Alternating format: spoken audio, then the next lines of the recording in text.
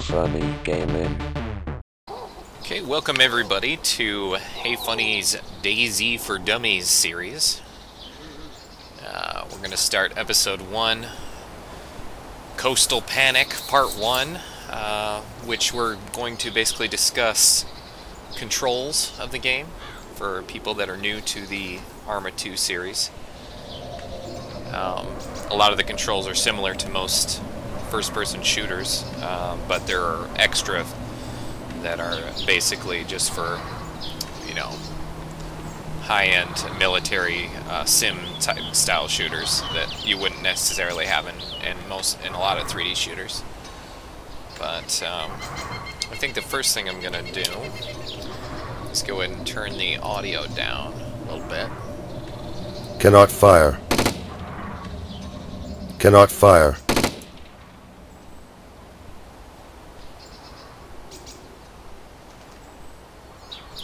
There we go.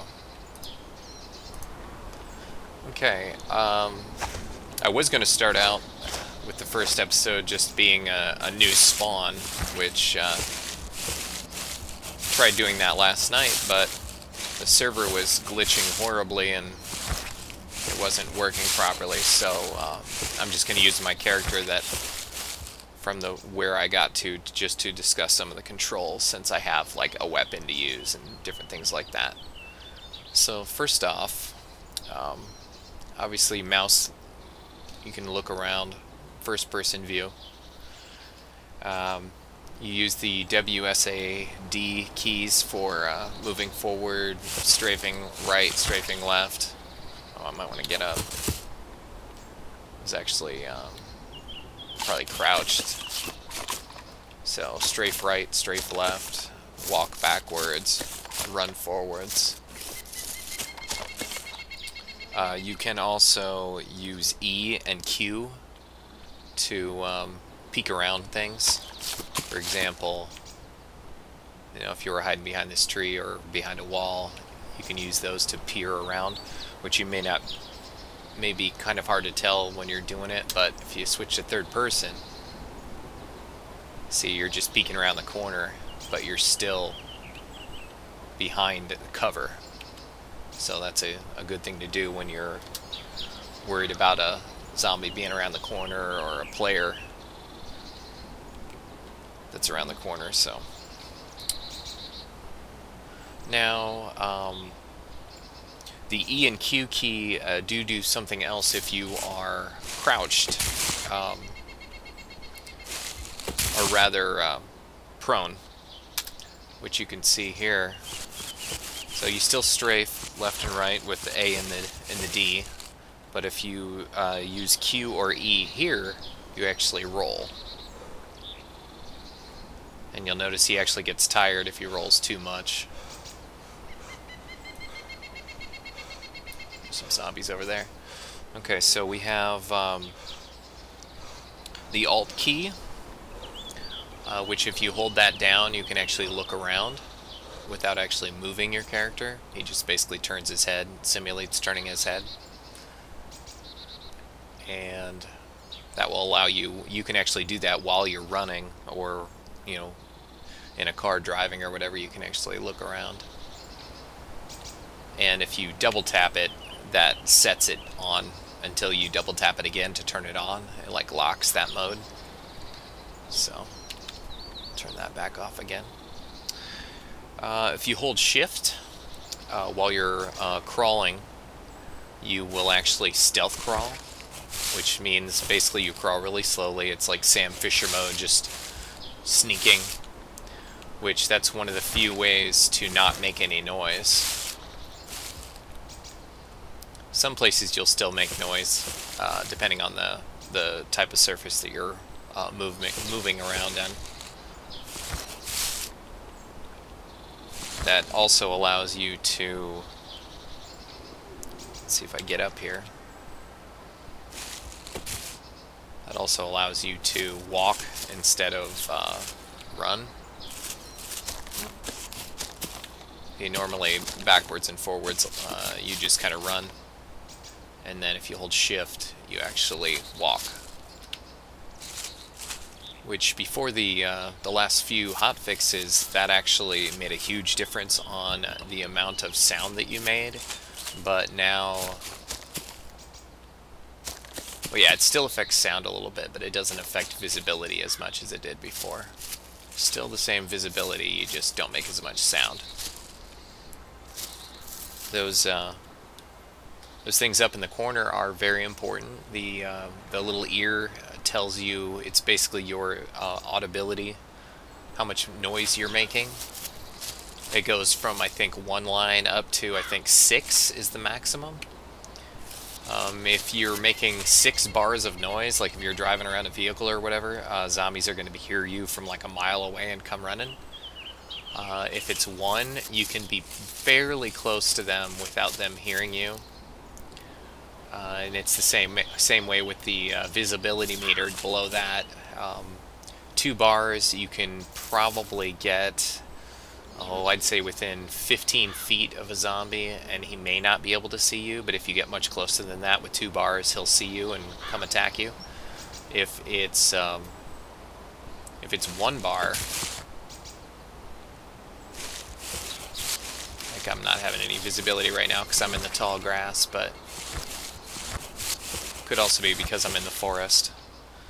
But if you're 1 bar, you can get probably within, I don't know, maybe about 5 or 6 feet from a zombie. But the thing about zombies is they can only see which way they're facing. So if you were 5 feet behind a zombie and you weren't making any noise, they wouldn't necessarily see you. But if they hear you, then they're just going to turn around and come attack you. Okay, so along with the keypad controls, keypad enter is what changes you from first person to third person perspective. While you're in third person or first person perspective, if you hold the negative key on the keypad, that will zoom back your field of view. You can also double tap that to permanently make it further back, which you can use that in first person mode as well, but it's a little bit more difficult to aim that way. It's also very difficult to aim with guns when you are in third person mode, especially close combat. Usually it'll look like you're aiming at the player or the infected, but you're actually aiming at the ground. When you zoom in, you'll notice that. Let me just switch to a weapon here so you can kind of see what that looks like. So right now I'm just in third person view, which one good thing about being prone is in third person view, if you do click the right mouse button once, you'll look down the sight, and then you can hold the right mouse button to hold your breath or steady your aim, and that also helps to be able to see things better. You can kind of use it as like a little mini binoculars, just kind of a zoom feature. But you can look down the sight while you're crouched, so if a zombie sees you and you don't want to alert the rest to your presence, but you still need to gun one down, you can just switch to that to shoot them. They may have a harder time hitting you if you're prone anyway. Okay, so the F key will switch your rate of fire if you have an automatic weapon that has different fire rates. It will also switch to other throwable or other consumable type items like chem lights that you can throw, or grenades, smoke grenades, different things like that. Cans, empty whiskey bottles. That's how you use those. You press F until it switches to that, and you can tell if you are holding a gun on a server that shows your crosshair, because it will change from like a 2 dash lines to a circle, and that will let you know that you are either going to throw something or you have like a melee weapon or something like that. This one, it doesn't look like it does have the crosshair enabled, so you're going to want to aim like down the sight to be as accurate as possible, because it's kind of difficult unless you're a seasoned 3D shooter and just know exactly where the middle of the screen is. But this is just as easy and definitely more accurate. To stand back up when you're down, you hit the C key. That will stand you completely up. It also stands you up if you vault over something with the V key, or if you are just finished going up a ladder or down a ladder. When you get off the ladder, you'll be stood straight up. So you want to be aware of that. The Z and the X key are the default keys for crouch and prone. You can go from crouch to prone and vice versa, back and forth if you wanted to. I personally have those on my left mouse buttons, the two side mouse buttons on my mouse, just to have them in at an easy spot, because the keyboard that I use has the Z and the X in a different location than my side keys that are designed for like MMOs and 3D shooters and things. It's a SteelSeries Stealth Merc keyboard. But okay, next, inventory is the G key. That will, if you do not have a primary weapon like a crowbar, hatchet, rifle, crossbow, that will stand you. If you're prone and you hit the G key, you'll actually go up on one knee to open up your inventory. But if you have a primary weapon out, as I'll show you here, switch to my crowbar, and now if I'm prone and hit G, it'll bring it up without getting up. So that's one way to bandage yourself if you need to. Like if you're running away from zombies and you hide behind a tree or something and you lost them but you don't want to stand up or make any noise, you can just do it this way and bandage yourself or do whatever you need to do in your inventory. That's you know, on the mouse controls, left click by default is fire weapon. It's to use items. You would left click that to bandage yourself. To throw a grenade or a chem light or a flare or a can or a bottle if you have that selected. The right mouse button in the inventory brings up options for different items. Like certain items down here allow you to remove them from the tool belt to use them, but he changed the code so that some of these items can fit down here so they don't take up as much inventory space. If you need to, if you find, like when you first start out, if you find a hatchet and that's the only weapon you have, but then you find a rifle and you don't want to drop the hatchet, you still want to keep it because the hatchet is also used to chop wood to start fires with. You can just right click on it and choose add to tool belt if it's right here. The crowbar you can't do that with, but that's okay. So that way you didn't have to take up a whole primary slot or a bunch of slots in your bag in order to, you know, chop wood, which was a big pain in the butt for some people. Let's see, am I missing anything? Let's see. Middle mouse button you can use to scroll. You can scroll your wheel to bring up the option to select another weapon. If you have multiple weapons, you know, you have your sidearm and your primary weapon, you can just do a quick wheel scroll to bring up the option on the side to do it, and then you just push the middle mouse button to select that. You can also use the middle mouse button to scroll on a zombie that you killed, or a player's body, or, you know, a door, a loot spot, to bring up the options of either, you know, just grabbing a quick item from it, or going to your gear menu to look at what's in the loot spot that you're looking at. Sometimes you can tell if a zombie has dropped anything if you do use the scroll wheel instead of just hitting your gear menu. Let's see.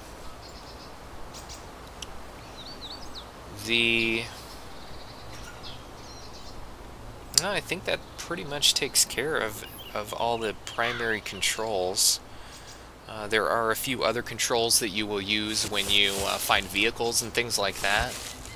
Oh, there is one more. the what am I thinking of here? The sprint command. By default, the sprint command is just double tapping the W key. I have disabled that because I find that sometimes I'll accidentally double tap the W key when I'm just trying to inch forward. So I disabled that, and I set mine to, I believe, tab.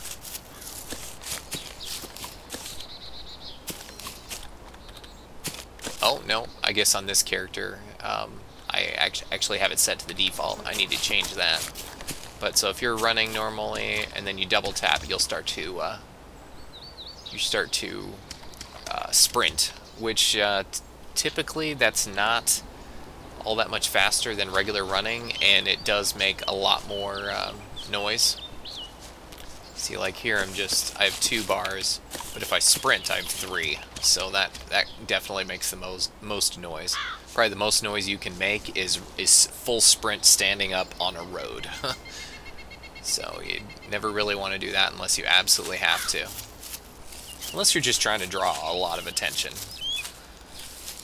Okay, so, let's see here.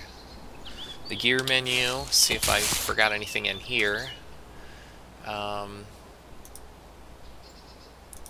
Some ammo you can combine to make different types of ammo. Like, for example, these 8-round M1014 pellets are for a M1014 shotgun. But if you find a double barrel shotgun, you can actually right click on that and split it into 4 2-round piece of ammo, basically, where it basically just takes up 1 slot for each 2-round shells. This one I don't think, because this is a 15-round 1866 slugs, you can't turn that into another type of shotgun shell, or you can't combine other 1014 rounds in order to change it, because I believe these 1014 pellets and the double barrel are both 12 gauge shells, and this one is 1866 slugs, so it's only going to be for 1 gun. Luckily, since the 1014, or the 1911 plus the 45 caliber revolver are both very fairly common loot. So just in case you find either or, it's a good idea to stock up on some either 1911 mags or the little box of the 45 shells, because those can be turned into the other type of shell for whichever type of handgun you have between those two. Unfortunately, the Makarov mags is only for that 1 gun, so it's a good thing to. And the strange thing is I find more of the 1911s and the revolvers than the Makarovs, but maybe I'm just looking in the wrong spot. I hear the Makarovs tend to spawn a lot in churches, which is great if you're near a church, but you have to remember that churches are a hot spot for bandits and other players that may not necessarily be friendly and may gun you down as soon as they see you. Speaking of controls, when you meet other players, one thing of note is the period key on your keyboard changes your chat channel. You can use that to flip through the different channels. You can use the comma to flip backwards, so period forwards, comma backwards, and the direct communication channel is probably the only one that you're going to use frequently, or I mean, it's the most useful until you start finding like vehicles. The group channel only works when you're in the server loading screen. So if you're in like the lobby, you can use that channel to chat with other people that are in the lobby. So that's how that works. Once you have selected your chat channel, you can use the / key to bring up the chat box and send a message to someone. The direct channel also is not server wide. It's only, I believe, about 40 meters around you. So you want to use that if you see a player like right in front of you to talk to him, but other people that are somewhat nearby but not very close to you won't be able to see it. So it's just for directly in your vicinity. That channel also works on voice over IP chat, but just note that if you use voice over IP with that channel, the zombies can hear you in the vicinity that other players can, so, and they will come and investigate if you do that.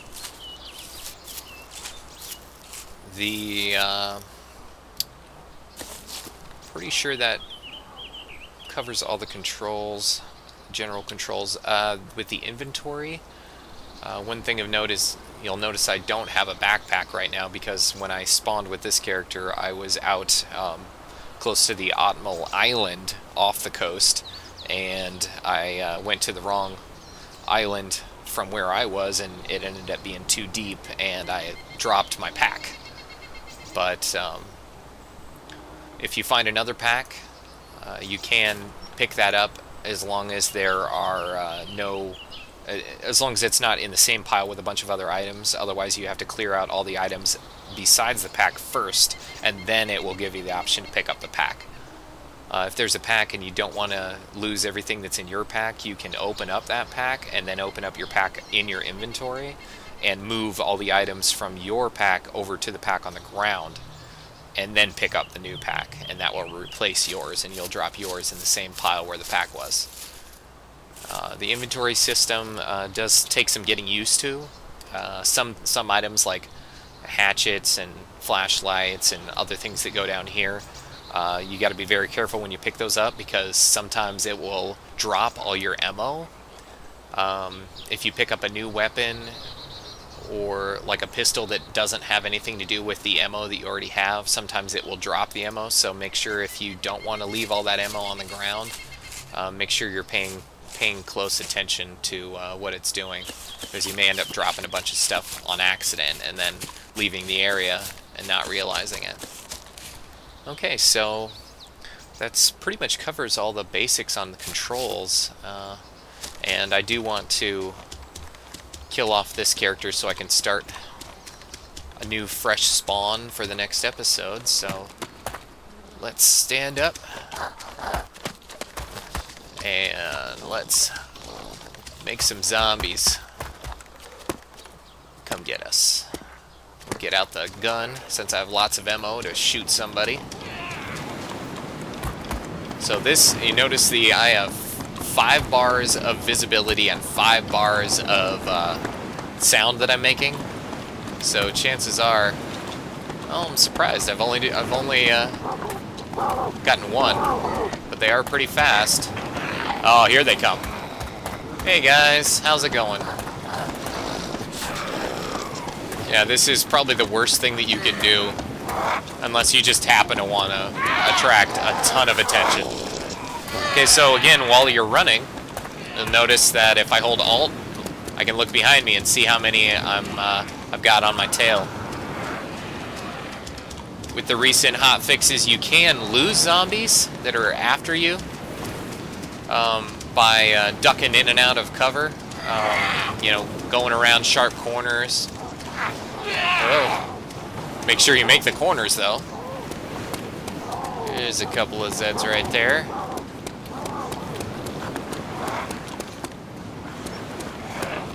Oh, there's a Zed in here. Looks like another player has been in this area. Remember, this is my loot spot from last night. Somebody used a wire trap. One good thing of note is the wire traps do not work on zombies. Zombies can walk right through them. So that's not necessarily a good thing. One good thing about these buildings, especially the big open buildings, is the zombies cannot do anything but walk in here.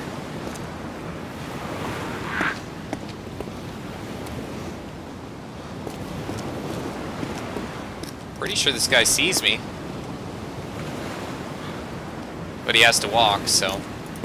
And just Get out the pistol, and with this particular gun here, you don't have to aim for the head. The Makarov, you're going to want to aim for the head all the time because it's 1 shot to the head, but like 3 shots to the body. So, 1 shot with this and he's down. And it doesn't matter if it's in the body or not. That'll take him down, 1 shot. Okay, so that made a lot of noise. You notice, watch my sound meter when I shoot. Oh, you know what? That's weird. Apparently inside it doesn't make that much noise. I wonder if that was a recent change. Or maybe it just doesn't show it like it used to. I'll go out here and do it. Oh. Well, I guess the gunshots do not actually trigger the voice meter, but it does still attract zombies, depending on the noise level of the gun. Yeah, there's a bunch of them over here. But one weird thing about this coast area, this type of surface, for some reason they don't really like to come over here. Don't know why. It's probably why this guy right here isn't trying to come after me.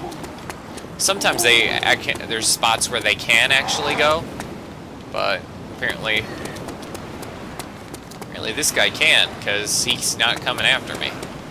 So I'm making a ton of noise.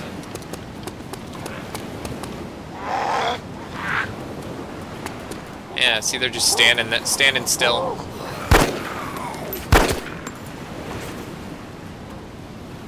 There's one out in the water.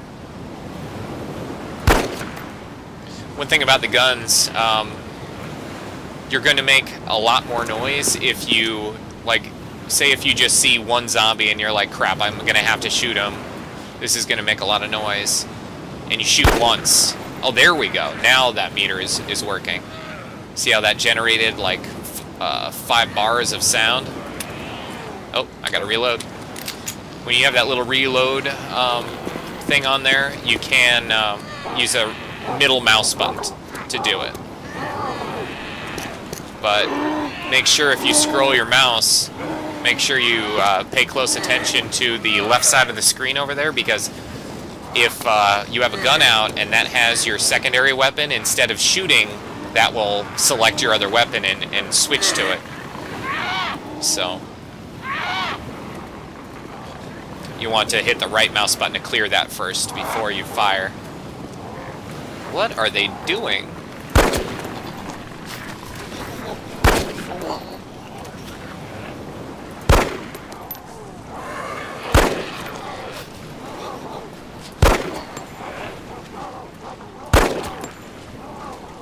These guys are in the water.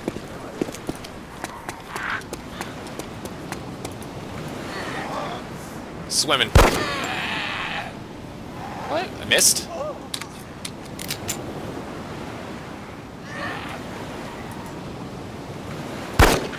There we go, headshot.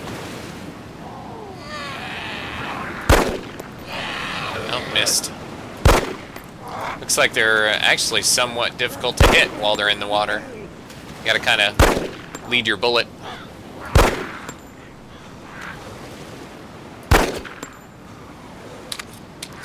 Yeah, like I said, definitely if there's only one zombie, don't shoot twice unless you absolutely have to. Aim for the head, go indoors so they're walking, and then aim for the head with the Makarov, because if you shoot that gun once, it's gonna make a low noise, versus shooting it twice real quickly is going to make a lot of noise. It's going to make a moderate noise, the same type of noise as one of these guns make. So the wiki will actually tell you how much noise different weapons make. Alright, well, I think it's time to...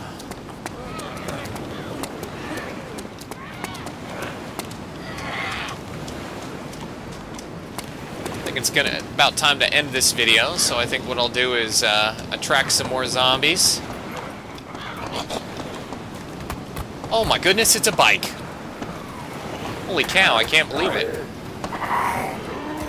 Yes! Oh boy.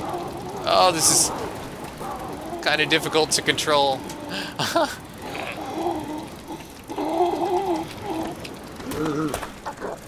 I wonder if this bike will explode like the other vehicles. Oh, this is funny. Maybe if I... Oh. Oh, no. Oh, they're gonna hit me. Go, go, go. I wonder if I broke it. Oh, I think it broke. Bummer. It didn't blow up, though. That's good. Oh, I'm bleeding. I'm bleeding.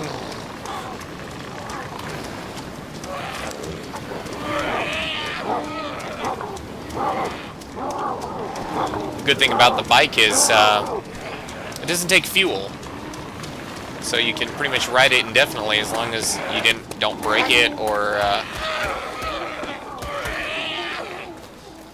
don't know if that's going to slow them down at all. Not sure if they can actually... Yeah, I guess they do have to go around it.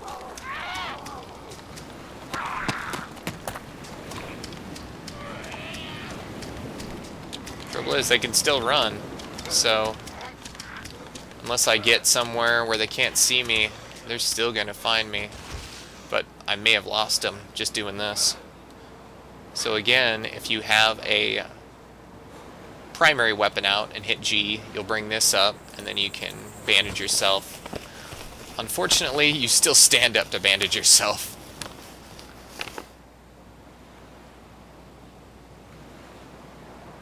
Alright, I'm not bleeding anymore. I think in order to die, I'm just going to go ahead and get right in the thick of things with these Zeds. And I'm going to...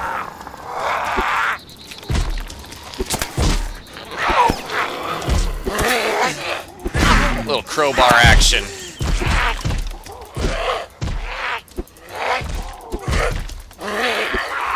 Ow.